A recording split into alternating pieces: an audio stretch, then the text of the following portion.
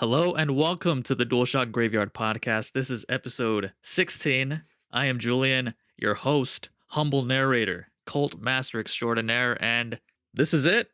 We're done. Holy shit, the last episode of 2020. And listen, I know some of you out there, myself included, are probably saying to yourself, really? After last week's horrendous nonsense episode, you're just going to give yourself some time off?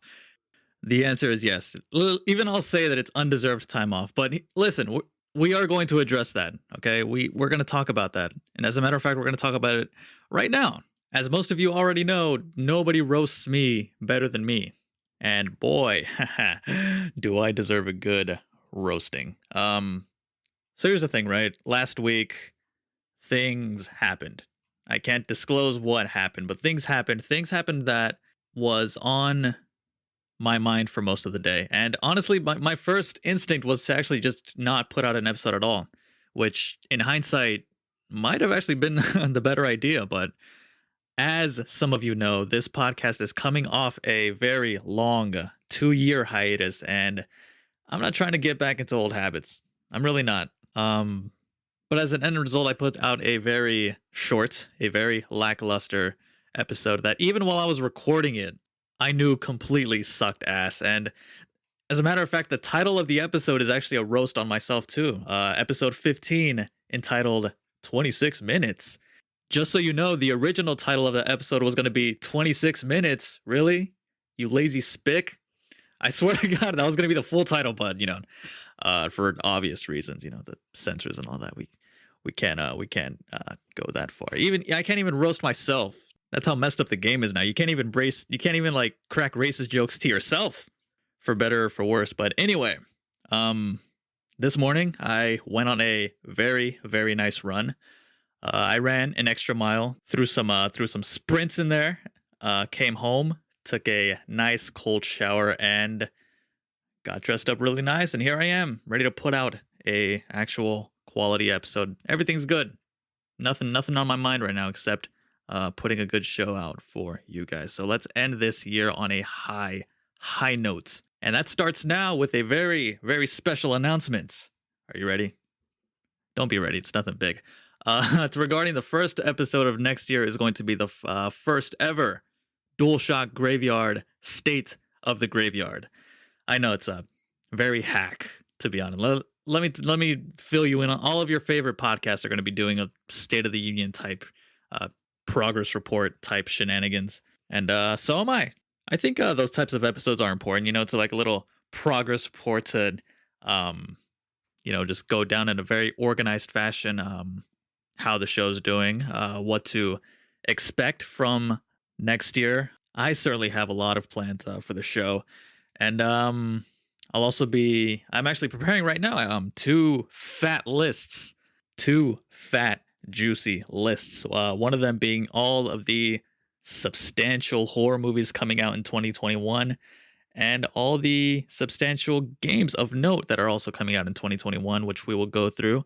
There's quite a bit to look forward to. I'm actually quite excited for that. However, the most important thing that will be happening on that episode, for the first time, I'll be answering your guys' questions on the show, which is quite exciting. As you guys know, every single week I blast out my Twitter and I blast out my Instagram, and I beg you, all of you, to make yourselves known to me, because goddamn, getting to know you guys and engaging in all the discourse with everybody has been quite fun. I've been very, very appreciative of everybody that's reached out. It's been quite a blast to get to know my listeners, and now's your chance to do it again. Everyone, get on your phones right now and add me on Twitter and Instagram. I am at ambient_Jules. That's the same for both. Send me your questions and I'll be answering them on the first ever State of the Graveyard. I want to answer all of them, to be honest. You guys are going to decide how long that one's going to be. I would like to answer all of them. I plan on answering all of them. I don't expect there to be a lot of them, because while I am appreciative of, am I saying that right? Appreciative of my listenership, it's still an infant, it's a podcast that's still in its infancy. We're 16 episodes in. It's growing slowly but steady. I've been quite satisfied with the numbers. More listeners are listening every week, which makes me very, very happy. But despite that, most of you motherfuckers are not making yourselves known, which I would like to change. Just reach out and say hello. Let's talk about some random shenanigans. Do you think The Conjuring 3 is going to be a good one? I have my opinions, actually. We're going to get into that a little later on as well. But, anything. Let's talk about some shit. Or talk shit. That too. I've gotten my fair share of criticism as well, which I like. Even the critics I appreciate. So all of you, everyone listening to this, reach out, man. I'm accessible as hell. I've said it before, and I'll say it every single week. This is your podcast as well as mine. And that'll be the first ever State of the Graveyard. The first episode of January should drop the first full week of January. So let's all look forward to that. But until then, let's just enjoy our time together now and then get into today's episode of the DualShock Graveyard Podcast. The DualShock Graveyard Podcast is a gaming podcast with a horror twist. I say that every single week because, well, it's the truth. It is. God damn it. We talk about the latest and greatest going on in horror. We talk about the latest and greatest going on in gaming.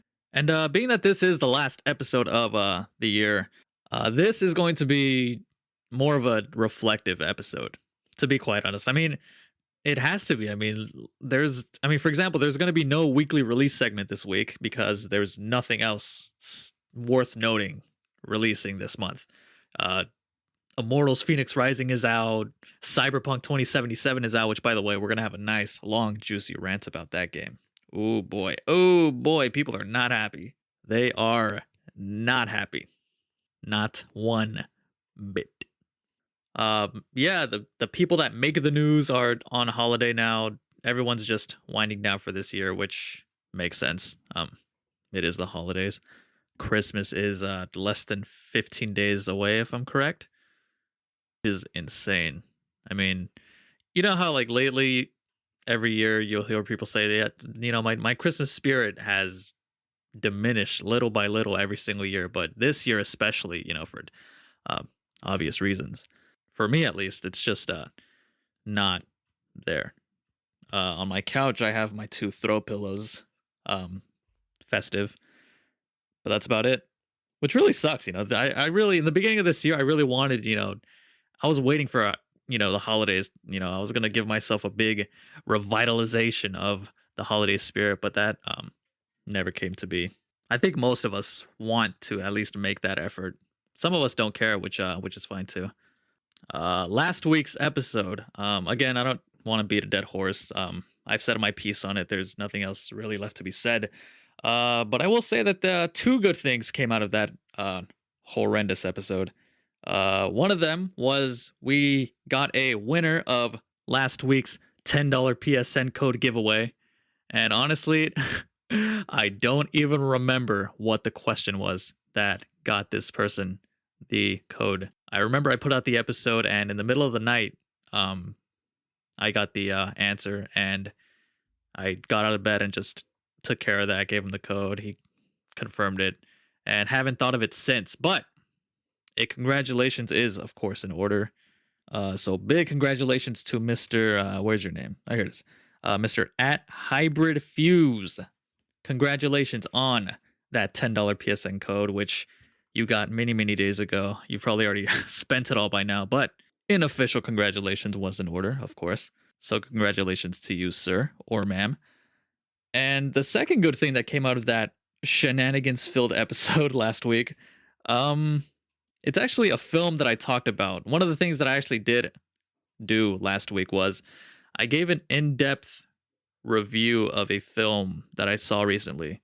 A fantastic film, a well-crafted film that I attempted to recommend to everybody, but my mind, for some goofy reason, was just in the shitter, and I wasn't able to give the movie the dues that it deserved. So rather than just let this film die in that dead horse like a tauntaun in Star Wars, I actually want to bring it back and actually re-recommend it. Give this bitch some new life, which it deserves. Does not deserve to die in that hellhole that was last week's episode. And the film that I'm talking about is called Retaliation, starring Orlando Bloom. You know Orlando Bloom. You love Orlando Bloom. You've all rubbed your manclits to this man many, many times in various films. Obviously, Legolas in the Lord of the Rings trilogy, and oh my god, what's his name? The Pirates of the what's his name in Pirates of the Caribbean? I don't remember. Not Jack Sparrow. What? How do I remember Legolas but not? Wow, wow, this is gonna. It's on the tip of my tongue too, and I'm not even gonna edit this out. You guys are gonna wait with me while I figure this out. Holy shit! What the? What was his turn? William Turner? William Turner, or is that his dad? Fuck. All right, fine. You all win. Through the magic of podcast editing, I saved us some time. Will Turner is his name. Bootstrap Bill Turner is his father's name. But yes, Retaliation starring Orlando Bloom. This film came out this year in the States. It came out 3 years ago in England, where it was shot and released under a different title, a much more superior title, to be honest. And unfortunately, a lot of good movies were never going to be given its day because of the virus, because of the state of film this year, which sucks. But if I can help at least one film not be lost in that obscurity, especially one as deserving as this one, I will. Retaliation, oh my god, it's a shitty title. In England, it's called Romans, which is a much more superior title, especially given the context of the film and everything. God damn, I don't know why it was given its proper name and justice in its country of origin, but for some goofy reason, the American film marketeers wanted to market this film like some B movie revenge. If you saw the poster, it would look like some cheap B movie action revenge film, which it's not. It is not at all. It's actually a very compelling character study and the best performance of Orlando Bloom's entire career. The movie that proves that Orlando Bloom is not just a pretty face who can shoot bows and arrows at orcs or swing swords at motherfuckers. No, this man actually has the ability to put out some really impressive acting. And I really think you should go into this film as blind as possible. I wouldn't be talking about this film on the DualShock Graveyard Podcast, a horror and gaming podcast, if this film didn't have some horrifying elements to it. But while this film does not have like traditional horror tropes, it's more of a character study. It does deal in very, very dark and upsetting subject matter. And I've said this before, a horror film can have its blood, gore, terror, tits, but some of the most horrifying things will always be human nature and the deplorable acts that humans do to themselves, to one another. And this film does tackle very, very dark subject matter. Again, I think you should go, just take my word for it. I think it's at the very least worth a viewing. And it's streaming right now on Amazon Prime right now. But if you need something a little more to go on, fine, sure, here. Okay, so Orlando Bloom, he plays a dude, just doing his thing. He works as a construction worker, but he works in destroying buildings. I'm not sure if that still makes you a construction worker. I'm not certain that deconstruction worker is a term, but basically he's just he destroys buildings for a living. And as a child, he was a clergy boy, choir boy at a church, and unfortunately, you can probably put two and two together there. What happens to him? And many years later, he's just has very, very deep emotional scars from that. And one day, while he's taking a piss in a bar, he sees his old priest, and it triggers a downfall. And that's where I'm gonna leave it. I think you guys should go on Amazon and watch it when you get a chance. That's Retaliation. What a horrible name! What a horrible title for this film. I'm really disappointed with how this movie was marketed because it is not what the poster looks like. It's not what the title of the film implies. It's not some Steven Seagal action movie. No, it's actually a very compelling character study. And they should have just kept the original title, which is Romans, which again, given the context of the film, is a perfect title. Which, by the way, another Reason I really like this film is it's very it's shot very intelligently. As I said, he destroys buildings. He's in the film. He's actually hired to destroy a church, which you can. There's a lot of metaphors there. There's a lot of intentional metaphors in what he does, what's happening in his life, and with what he's doing for a living. Again, I don't want to spoil anything, but just real quick, there is one scene in particular where it's time to unscrew, unnail the cross, and it's just a very well shot scene that's supposed to have its metaphor there, which is a very powerful stuff indeed. Once again, Retaliation starring Orlando Bloom. Take a good hard look at what our boy can do. Orlando Bloom in the best performance of his career. Get on Amazon Prime, give that a look, and enjoy. Moving on here, like I said, there's not going to be any weekly release this week. For those that don't know, there is a segment called the Weekly Releases where I go down the list of every single game coming out that week.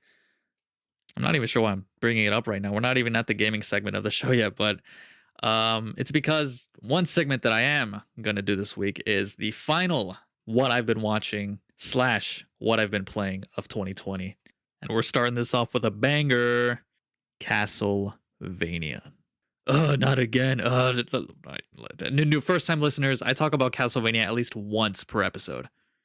For good reason. It's such a good show. But I've actually... the show actually made me want to go back and play a lot of the games that are available right now to play. I had already been playing Bloodstained Ritual of the Night, which is not technically a Castlevania game, but obviously a spiritual successor. But I also downloaded the Castlevania Symphony of the Night collection, which includes Rondo of Blood, and goddamn, dude, I have fallen madly in love with that. With just the lore, just the themes of it, like it's right up my alley. Very difficult game, sure, but just the look of the game, the art, just a blood-drenched gothic vampire gore fest. You can absolutely get into the Netflix series of Castlevania without playing any of the games like I did and enjoy the show. Speaking of beating a dead horse, I mean, I talk about this show every single week. Castlevania, if you have not gotten around to see that, I couldn't recommend it anymore. Such a fantastic show. The first 3 episodes I watch on repeat constantly. I also, for the first time, watched Arrival recently. Now, this is a film that I've been meaning to watch for a long time. It's actually directed by French director Denis Villeneuve, who also made Enemy, which is a very underrated Jake Gyllenhaal film. Sicario, Prisoners. I mean, he's one of the best directors working today, in my humble opinion. But Arrival was a really cool film. I'm a big sucker for sci-fi films. If you haven't seen it, a quick synopsis: aliens, they come down in a bunch of ships, and like the ants that we are as human beings, we just scatter like a bunch of ants if this type of thing ever happened. So it's a really good watch. Question: is there a rule on, is there an actual rule on spoiling old movies? I feel like there should be like a certain a time where, because right, if something just came out, obviously you don't want to spoil it for people that haven't seen something that just came out, obviously. But for old movies, there should be a statute of limitations for old movies.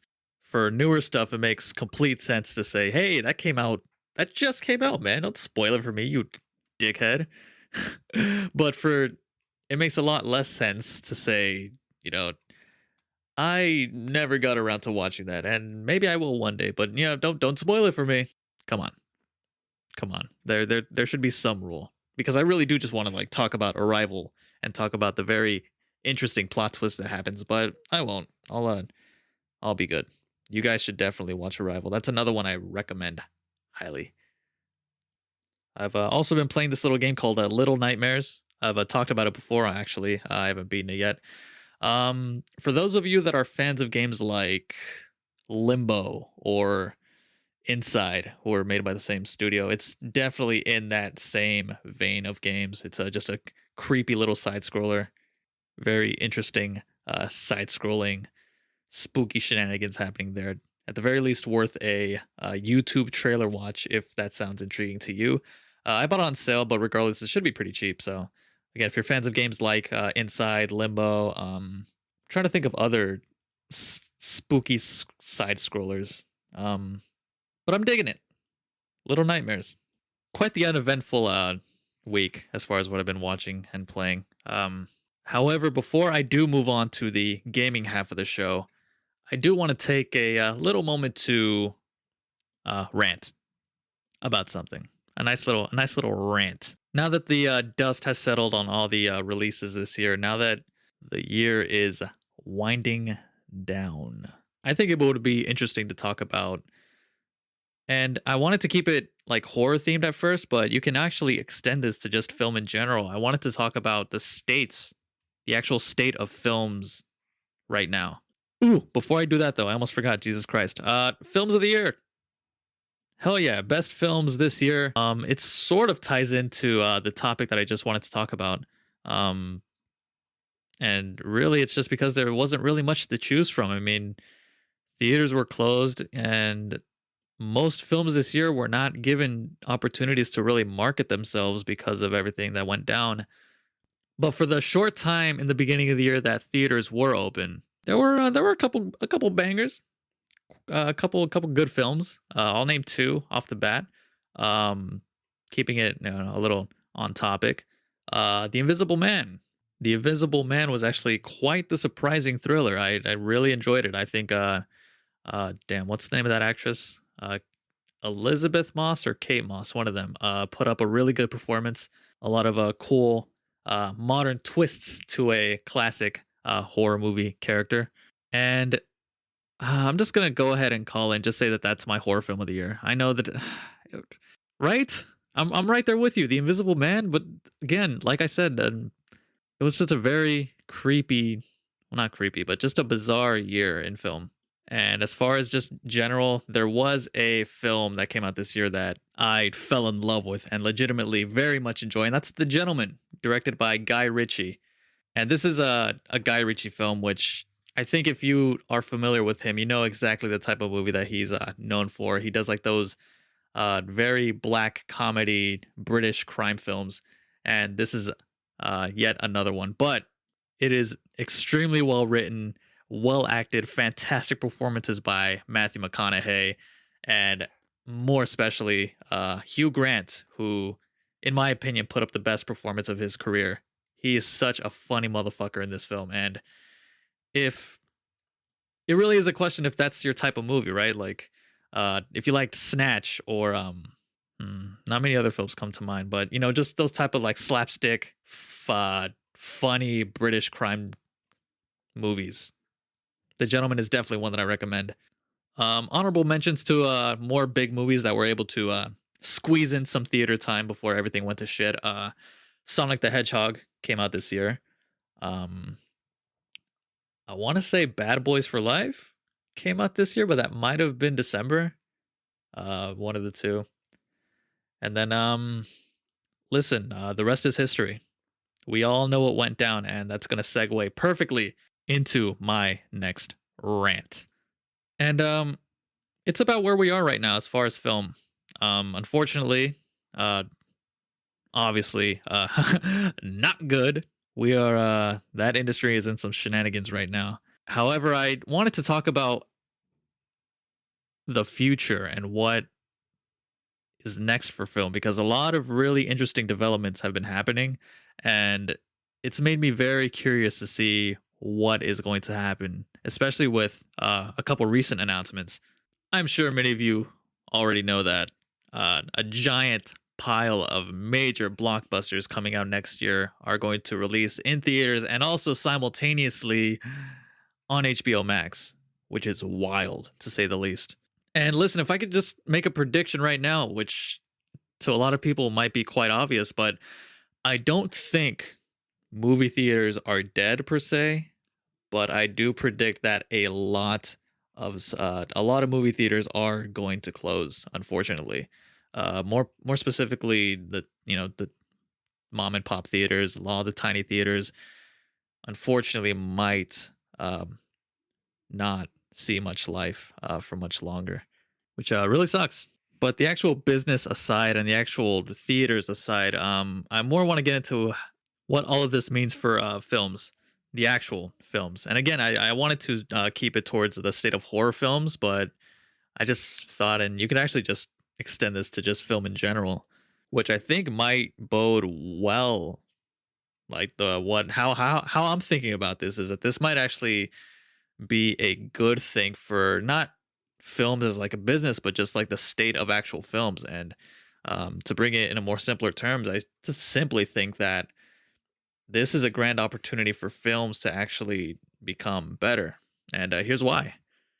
So, unfortunately, a lot of films nowadays um, are marketed to be or are shot in ways to ensure that, and I don't want to sound like, kind of a dick or, but just to make the point, for very casual people with low common denominator um, audiences who just get easily entertained by just the pop, the action film Marvel movies, and which I don't want to shit on Marvel movies, but it's really difficult for a filmmaker who has something to say and wants to make a film with something to say to make um waves in most mainstream markets. And there are exceptions, many exceptions actually, but now that theater sales, ticket sales, that has been taken out of the equation completely now for the most part, at least for now. It seems like the incentive now to make films is not to make them like appeal to audiences to get butts in seats, but now it seems the incentive is to actually put effort into making actual quality good films, which is a good thing. Now instead of focusing on, numbers, now the incentive is to be just to focus on the actual film itself and put time to develop really good scripts, hire the best writers, the best directors, and just make a quality film. And the film itself, I mean, you can put it out in theaters, sure, but now they know that that's for the most part, I think it still might be the main source of its money. I was gonna say its income, but its money, not enough, possibly not enough to cover its budget, which then they would have to now shop it out to various streaming services, and streaming services are only going to purchase that movie, if it's good. People, they want people to buy to subscribe to their services. So if they know that this hit film is on their shit, and it's only going to be a hit if it's good, not just because of if it's interesting enough to pay for a ticket, but that's my guess anyway. I just think that I just got to thinking that now that the incentive of making a seat filler is gone, now a focus could just be spent on the actual quality itself. But who knows? We'll have to wait and see on that. But anyway, that's just me thinking out loud there. I think we are ready to saunter over. Is that a term? Saunter? I'm gonna saunter over here. Saunter over to this thing. I feel like that's a word, but I don't know if it's ever been used. I hate when that happens. Anyway, we're going to finally transition over to some goddamn video games. This would be the part where I would usually segue into video games by talking about the weekly releases of the week. But as I said, there's nothing releasing anymore for the rest of the year. We're done. This year's done. The Game Awards happened last week. That's fun. I watch the Game Awards every year, mostly for the announcements. I personally have never been big fans of award shows. The Game Awards used to be decent, and then these past couple years they really started transitioning to more like just a very, for the same reasons why I dislike award shows, it started heading in that direction. But I'll still watch it. Kudos to Jeff Keighley. He puts on a good enough show every single year, and the announcements are usually pretty fire. Let's see, highlights. The Last of Us Part 2 won Game of the Year. Shock. Listen, I think The Last of Us Part 2 was a great game. I As a game, I think it was great. I had very strong objections narratively. Well, not necessarily objections, but just it didn't have the intended effect on me. But, a lot of people unfairly just critique a game on that and they just say it's the worst game ever. It's a very divisive game to say the least. But despite the narrative, I think it was a very solid game. Graphically one of the best looking games ever made. The combat was excellent. I'm not surprised that it won Game of the Year. Other highlights include Final Fantasy winning Best Soundtrack. Um, Animal Crossing won Best Family Game. Shocker. This title, Sea of Solitude, is now out for the Switch. Fall Guys won Best Community Game. Sephiroth was announced for Smash. Sephiroth from Final Fantasy VII will be the next downloadable character for Smash. A new Left 4 Dead game, or at the very least a spiritual successor entitled Back 4 Blood was announced. So all you Left 4 Dead fans, that's pretty cool. And for the entire show, the entire 3-hour event can be watched on demand on YouTube whenever you like in full 4K. To close the episode, however, I do want to talk about the shit show that is Cyberpunk 2077. Now, I have not played it, and I knew I wasn't going to play it until at least I got my hands on the PlayStation 5 and the actual native PlayStation 5 versions comes out for the game, which is one thing that I want to talk about. Stop buying games on launch. Jesus Christ. For those unfamiliar, for the unacquainted, for the uninitiated, Cyberpunk 2077 was or is a game, one of the most anticipated games of the entire generation. I believe it was announced back in 2012. That was the year after I graduated. My God. And my 10-year high school reunion is next year. So there you go. A little too much information, but also a little idea of how long this game has been in development for. And here's the thing, right? For all intents and purposes, the game was a success. The actual game itself, aside from what the controversy that's surrounding it is about, which I'm going to get into in a sec, the actual game itself is reviewing very, very well. 8s, 9s, and 10s all over the place. Now, the controversy comes from the performance, not just on the PC, because obviously the PC version has the best version, but even then, there's a lot of bugs.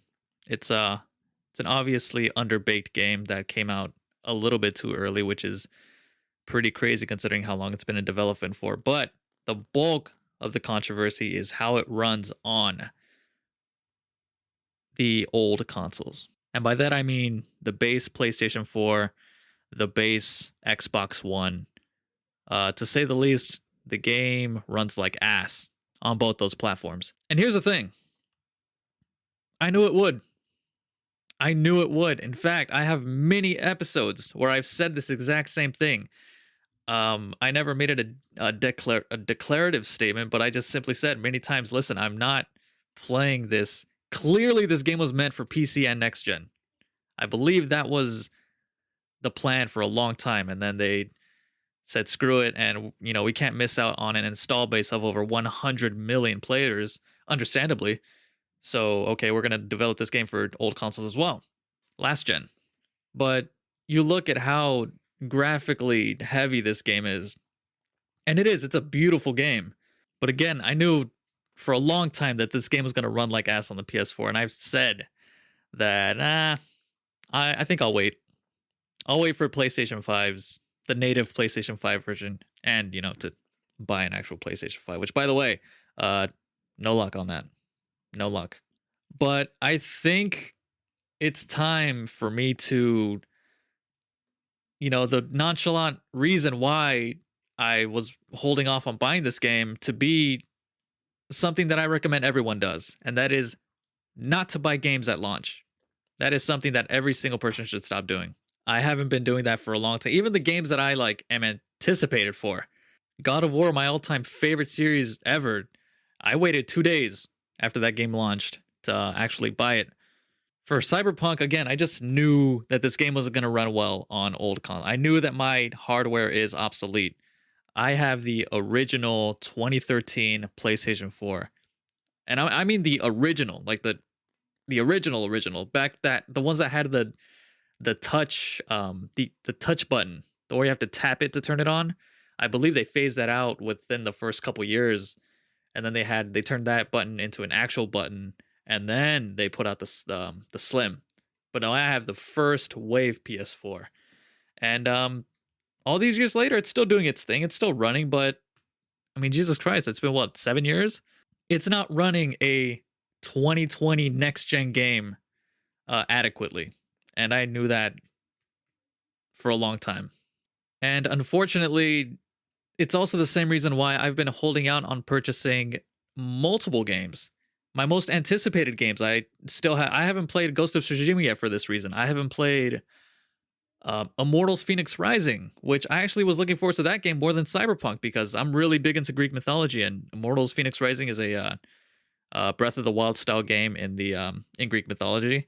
But for that game, for Cyberpunk, and a couple of others, I'm waiting to get my hands on a PlayStation 5 so I can actually enjoy games properly, or enjoy these games properly. Another game that I actually had to stop playing because of how eventually it got overwhelming how much it sucked, that Destiny 2 runs the way it did on PS4. Because I love Destiny. Destiny is legit one of my favorite new IPs from this generation. And it finally runs at a full, silky, buttery smooth 60 frames per second on a console on PlayStation 5. And I'm really excited to be getting to get back into it eventually when I do get a PS5, and to talk about it. You know, you think me not having a PS5, hampers the show a little bit because I don't have, at least for the what I've been playing segment. This episode in particular, I've been playing Little Nightmares in a world where Cyberpunk 2077 is out, where Immortals Phoenix Rising is out. Jesus Christ, I can't talk. But you know what I mean? My point is I held off on playing a lot of current games right now because of how they run with old hardware. Just the allure of playing a game at the highest fidelity. It's just, satisfying. And I'd much rather wait to get my hands on a PlayStation 5 to finally feel that. So it did cause me to hold off on playing a lot of the latest games, which I could play right now on my, again, old PS4, but they're going to run like ass. And unfortunately, a lot of people thought that Cyberpunk 2077, which again was planned to be a next-gen exclusive, figured that it was going to run well enough on their PS4. And listen, I don't want to say it's completely the gamer's fault. You expect to get a quality product when you buy a game, obviously, at least one that runs. A lot of this is the fault of the developer, CD Projekt Red. There actually are quite a few examples of very graphically demanding games that run pretty well on the PS4, all things considered. Recent examples, Red Dead Redemption 2 runs quite well on the PS4. I had no issues playing that game. I'm sure it would look a lot better on a PS5, but it's not completely that. It's, a PS4, which I'm sure is a big reason, but bottom line is I recommend people stop buying games at launch and hold off until at least a couple days to see how the game runs. Not necessarily for reviews. I don't depend on game reviews to tell me if I should buy a game or not. If I'm interested in a game, if I've seen gameplay for myself and I think it looks cool, I'll buy it. Regardless of reviews, I've enjoyed games that reviewers have said were bad. But just from a consumer, looking out for the consumer point of view, I think this should be a valuable lesson to hold off on buying games at launch. Oh boy, with that little rant out of the way, I think it's time to put a cap on this year. What do you think? I want to thank each and every one of you for taking the time to listen to this show. Merry Christmas to you and yours. A big shout out to all the Mexicans out there who are going to feast on some tamales next year. There's two types of Mexicans, right? There's the Mexicans that eat tamales on Christmas and the Mexicans that eat pozole on Christmas. And if it's one or the other, it's usually swapped when it comes to New Year's. You know I'm right. You know I'm right. All right, that'll do it for me, guys. Thanks again for checking out the show. We'll be back next year. First episode will be, again, the first ever DualShock Graveyard, State of the Graveyard. Submit your questions on Twitter and Instagram at ambient_Jules, the two official communication hubs of the DualShock Graveyard Podcast. And that'll do it for me. Take care, you guys. And remember, DualShock is a product of Sony.